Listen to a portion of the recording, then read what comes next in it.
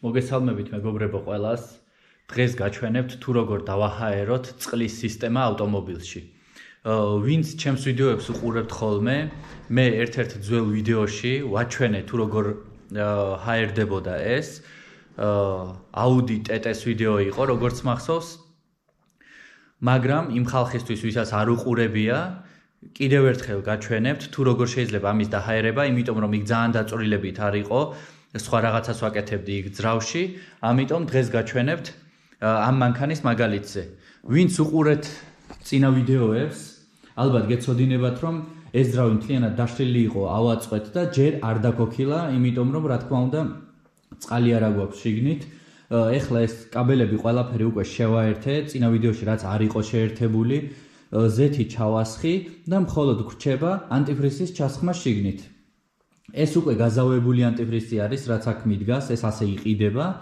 ანტიფრიზ რა თქმა უნდა ჩავასხათ ახალი და არა ის, რომ გადანახურებ ძრავში სიტყვაზე ერთმანეთში იყო ზეთი და წყალი არეული, არავითარ შემთხვევაში ვიღებთ ახალ ანტიფრიზს.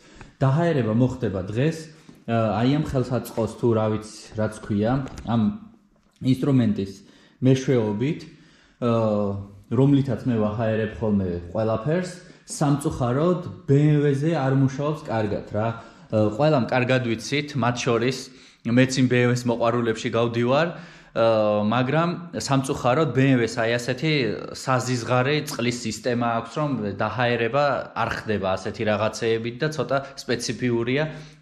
ვისაც BMW ყავს და ვისაც შეხება ქონია, იცით რომ რადიატორზე მოსაშვები პატარა ასე ბოლტივით აქვს, მოუშვებთ იმას, შემდეგ გაზი უნდა დაიკავოთ იქ, აბაროტი მაღალა უნდა დაიკავოთ, მეორე მაქედან უნდა მოუშვას და მოკლედ რა მთელი ამბებია, ამას შევეშვათ. ხო და როგორც თქვი ისე, სამწუხაროდ BMW-s ამით ვერ დააჰაერებთ რა, ვერ ერევა BMW-s. მაგრამ სხვა ძრავებზე მე არანაირი პრობლემა არ მქონია, სამსახურშიც ამას ვიყენებთ ხოლმე და მოკლედ არანაირი პრობლემა არ აქვს. რას ვაკეთებთ ახლა პირველ რიგში? ავარჩევთ ზუსტად ისეთ თავსახურს, ამ იმის, რა ქვია, წყლის ჩასასხმელი ბაჩოკისას, რომელიც ზუსტად დაყენდება ზედა აი ამ ხრახნს მოერგება. ავიღოთ და დავაყენოთ ეს, მოუჭიროთ კარგად, რომ მოჭერილი იყოს ბოლომდე, რომ არ აპარებდეს ჰაერს, აი ასე. შემდეგ როგორ არის ეს ყველაფერი მოწყობილი? გვაქვს აქ აი ასეთი რაღაცა, რომელსაც ასე დასაკიდებელი აქვს, პრაქტიკული რომ იყოს. გვაქვს მანომეტრი, მაგრამ ამ შემთხვევაში მანომეტრს აქ არანაირი ისეთი დიდი როლი არ აკისრია და არ გვაინტერესებს თუ რამდენზე უნდა გადაიწიოს, თავარია ხედავთ რომ მუშაობს თუ არა. გვაქვს აი ასეთი რაღაც, რაზეც ზემოდან ვუერთებთ კომპრესორს. კომპრესორი გვაქვს შეერთებული ამაზე. ეს გვაქვს გადაკეტილი, აი ეს შეხედეთ, ახლა რომ გავაღებ, გაიხსნება. აი ასე გადაკეტილი გვაქვს ეს. ესეც გადაკეტილი გვაქვს, ეს ონკანი, ესეც გადაკეტილი გვაქვს. ონკანი ცოტა ისე სასაცილოდ ჟღერს, მაგრამ უკვე რავი ყველამ იმდენჯერ დაწერა რომ არ თქვა რუსული სიტყვებიო, შევეცადოთ რომ არ თქვათ კრანი და ვთქვათ რომ ონკანი გვაქვს გადაკეტილი აქ.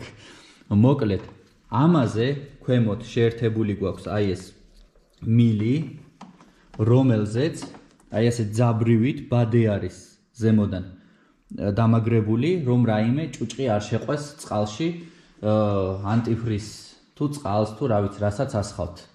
ავიღოთ ამ შემთხვევაში მაგალითად და ჩავდოთ ეს აი აქ ანტიფრიზში.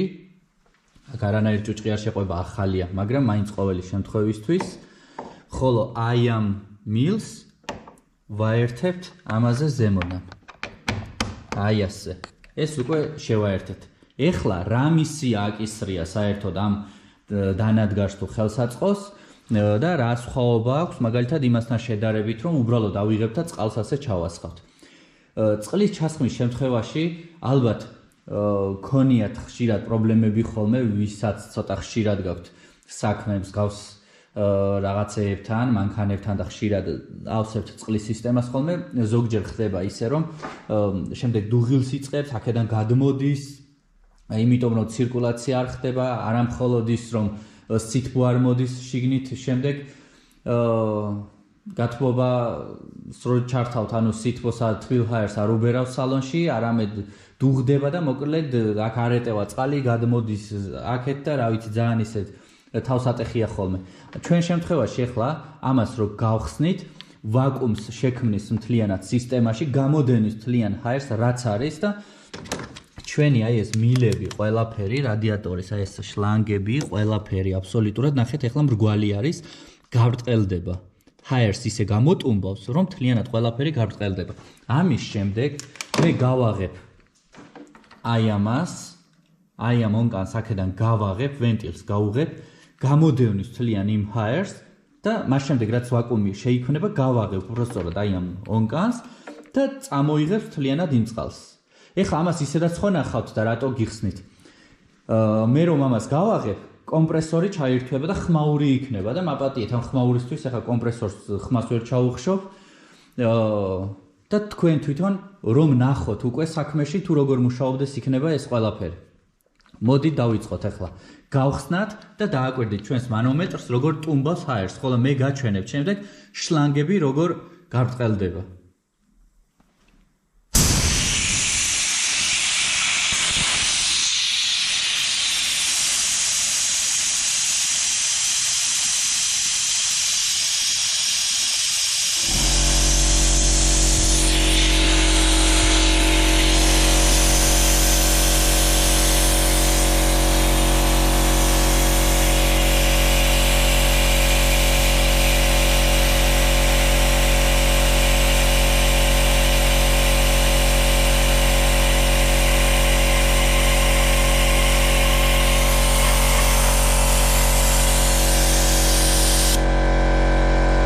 ხედავთ რომ ვაკუუმი შეიქმნა, მეტს უკვე ვეღარ ქმნის, უпростоრად ეს ეთყობა კარგად არ გაიქეთა ერთი წამით.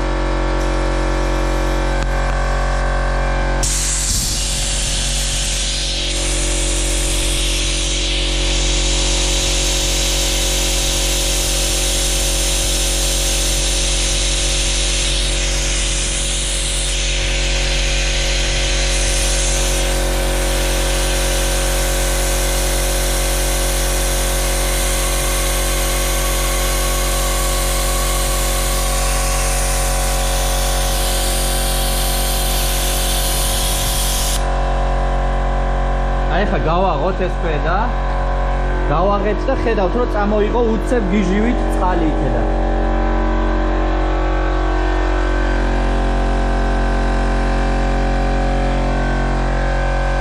და ივსება ჩვენი სისტემა.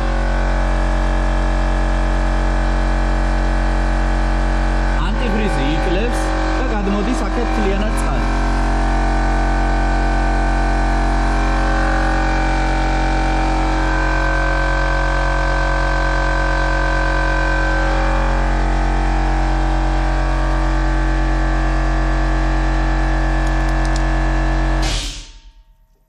აი ხედავთ როგორ გადმოდის, აქ აკლდება. ესენი გაბრტყელებული იყო და ეხლაც გაბრტყელებულია ჯერ, აი ხედავთ რომ როგორი გაბრტყელებულია ესენი, იმიტომ რომ ვაკუუმი შეიქმნა, მთლიანი ჰაერი გამოიდევნა. ეხლა კი იმ ჰაერის შესავსებად ისევ, რაც გამოვდევნეთ, უნდა შეივსოს წყლით.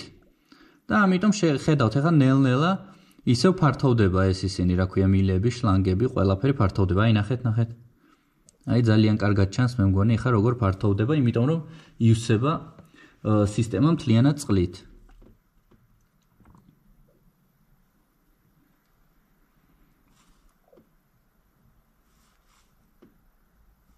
ზედმეტს ეს არ აიღებს, ზედმეტ წყალს არავითარ შემთხვევაში არ აიღებს, პირიქით თუ აიღებს შეიძლება უფრო ნაკლები აიღოს.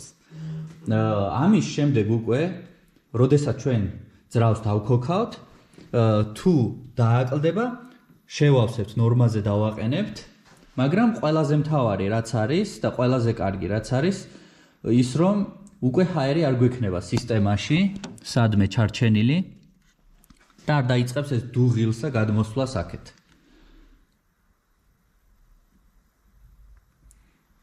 აი ასე, აი მოდის კიდევ ცოტა, მე როგორც ვხედავ, ხოლო ამის შემდეგ თუ დააკლდება, როგორც გითხარით, შეავსებთ. აქაც ხედავთ, რომ ბოლომდე არ არის. ჯერ ბოლომდე რას ნიშნავს? აი ნიშნულამდე ამ ადგილას არ არის და აი ქვემოთ არის აქ დაახლოებით ასე ეს სითხე.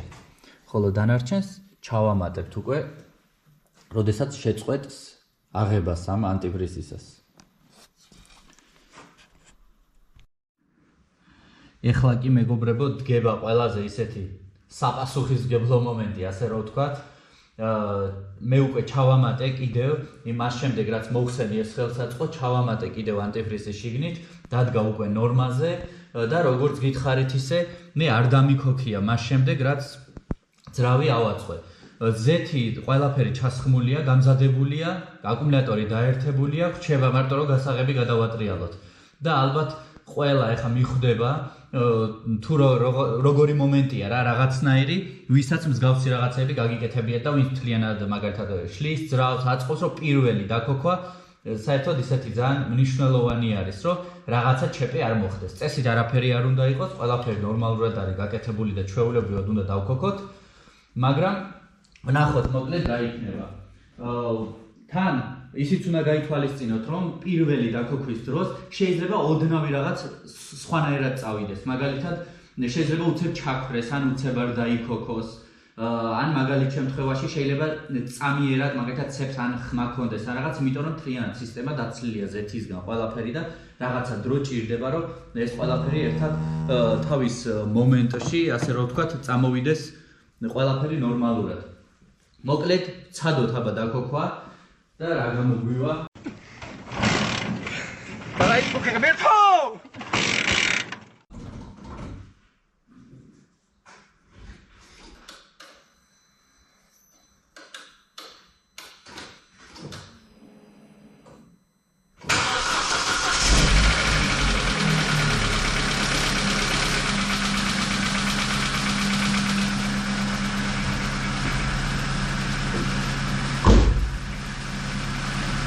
როგორც ნახეთ, სულ ოდნავი რაღაც, ოდნავი ხმა იყო, არანაირი ისეთი რაღაც ოდნავი, სანამ ზეთი ამოიტანა მთლიანად ძრავმა.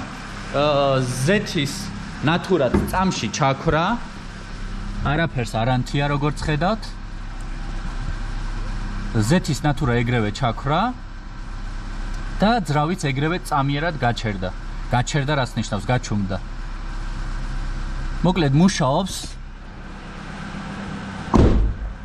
ნორმალურად. ცოტა ხანი ღია ვტოვებთ ამას. მაინც ყოველი შემთხვევისთვის და შემდეგ დავახურებთ უკვე.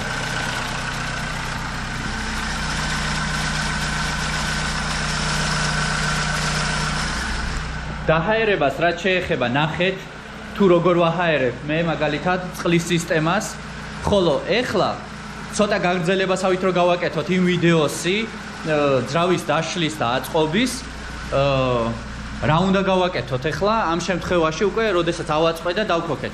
რა თქმა უნდა ყველაფერს დავაკვირდეთ, ყველაფერს ნებისმიერ ადგილებს, სადაც ეს პრაკლატკები იყო, სადაც სალნიკი არის კალენვალის, წყლის მილები, სადაც გადის, ყველაფერს აბსოლუტურად ყველაფერს უნდა დავაკვირდეთ, პომპას, ნასოს, ყველაფერს აბსოლუტურად, რომ სადმე რამეს არაპარებდეს ზეთს ან წყალს, რა რომ არსად არაფერს არაპარებდეს. დანარჩენი კი უკვე ტემპერატურის მატებასთან ერთად შეხედავთ ყველაფერს, რომ ყველაფერი წესრიგში იყოს, წყალი ცირკულირებდეს, ტემპერატურის უკვე თავის სამუშაო ტემპერატურაზე ასვლაზე 90 გრადუსს რომ გადაცდება, უკვე ვენტილატორები ირთვებოდეს და ყველაფერი იყოს წესრიგში.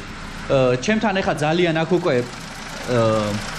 ცხიმიანია ყველაფერი, ამდენი ნამუშევარი, ზეთიანი ხელები, მონაკიდი და ასე შემდეგ. და ეხლა როდესაც უკვე ძალიან გახურდება ძრავი, დაიწყებს ეს იმას რა, კვამლი წამოვა რა და ბოლი და ეს არ უნდა შეგეშინდეთ, რომ რაღაც იწვის და რაღაც არაფერი არ იწვის, უბრალოდ შრება ძრავი. თა ამ იმისგან, სითხეებისგან და ცხიმისგან. მოკლედ სულ ეს იყო დღეისათვის. მე ამით დაგემშვიდობებით და ყველგან ყველას წარმატებებს გისურვებთ. კარგად ბრძანდებოდეთ.